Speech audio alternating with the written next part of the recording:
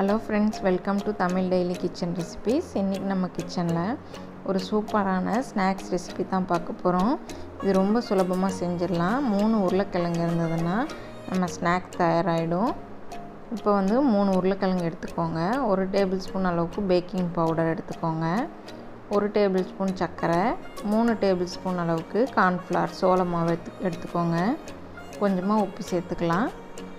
இப்போது உருளைக்கிழங்கு நம்ம தோல் சீவிக்கலாம்.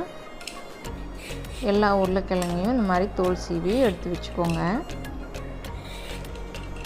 நமக்கு ஈவினிங்கில் ஒரு 15 நிமிஷம் இருந்தாலே இந்த ஸ்நாக்ஸ் தயாராகிடும்.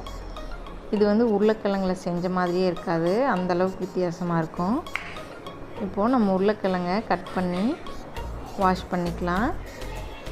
ஓரளவுக்கு பெரிய துண்டுகளாகவே இந்த மாதிரி கட் பண்ணிக்கோங்க. இந்த சைஸில் இருக்கணும். இது நம்ம எல்லாத்தையும் கட் பண்ணி சேர்த்துடலாம். சேர்த்துட்டு இதை ஒரு தடவை நல்லா வாஷ் பண்ணிக்கோங்க.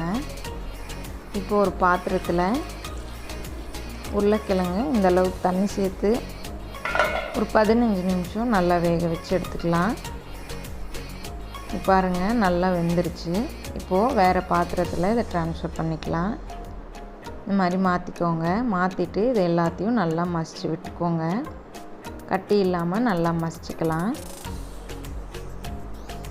நல்லா மசித்ததுக்கப்புறம் இதில் நம்ம எடுத்து வச்சுருக்க கார்ன்ஃப்ளவர், பேக்கிங் பவுடர், கொஞ்சமாக சர்க்கரை தேவைப்பட்டால் சேர்த்துக்கோங்க. கொஞ்சமாக உப்பு சேர்த்துக்கோங்க. கொஞ்சம் இனிப்பு இருந்ததுன்னா குழந்தைங்க நல்லா விரும்பி சாப்பிடுவாங்க, அதுக்காக தான். எல்லாத்தையும் சேர்த்து இது நல்லா ஒரு சப்பாத்தி மாவு பதத்துக்கு நல்லா கலந்துக்கோங்க. தண்ணி சேர்க்க தேவையில்லை. தண்ணி சேர்க்காமலே இந்த மாதிரி நல்லா கலந்துக்கோங்க. இந்தளவுக்கு ஆனதும் நீங்கள் கையை வச்சு நல்லா அமுத்தி சப்பாத்தி மாவு மாதிரி பிசைஞ்சிக்கோங்க. இப்போது இது இருக்கட்டும். கொஞ்சமாக மாவு சப்பாத்தி தேய்க்கிற மாதிரி கொஞ்சமாக கோதுமை மாவு டஸ்டிங் பண்ணிக்கோங்க.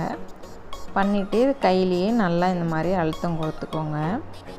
ஓரளவுக்கு ரொம்ப மெலிசாக தட்ட வேண்டாம், ஓரளவுக்கு மந்தமாகவே இருக்கட்டும். இப்போது இது 4 பக்கமும் ஓரத்தை கட் பண்ணிடலாம். 4 பக்கமாகவும் ஓரத்தை கட் பண்ணிவிட்டு நம்ம இது கட்டமாக சின்னதாக பீஸ் போட்டுடலாம். ரொம்ப ஈஸி தான், நீங்கள் பயந்துக்க தேவையில்லை. ட்ரை பண்ணி பாருங்கள், கண்டிப்பாக நல்லாயிருக்கும்.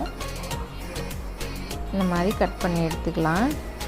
ஏற்கனவே நான் எண்ணெய் ஹீட் பண்ணி வச்சுருக்கேன். இப்போ இது எல்லாத்தையும் இதில் சேர்த்துடலாம். சேர்த்துட்டு 1 நிமிஷம் கழித்து எல்லாத்தையும் திருப்பி விடுங்க. உடனே திருப்பாதீங்க, கரண்டியில் எல்லாமே ஒட்டிடும். நல்லா கோல்டன் ப்ரௌன் ஆனதுக்கும் எடுத்துருங்க. ரொம்ப சுலபமான, ரொம்ப ஈஸியாக செய்யக்கூடிய ஸ்நாக்ஸ் ரெசிபி நீங்களும் ட்ரை பண்ணி பாருங்கள். இன்றைக்கி நான் புதினா சட்னி செஞ்சுருக்கேன். நீங்கள் கெச்சப் இருந்தாலும் கெச்சப்போட குழந்தைங்களுக்கு கொடுக்கலாம், ரொம்ப விரும்பி சாப்பிடுவாங்க. இந்த வீடியோ உங்களுக்கு பிடிச்சிருந்ததுன்னா ஒரு லைக் கொடுத்துருங்க.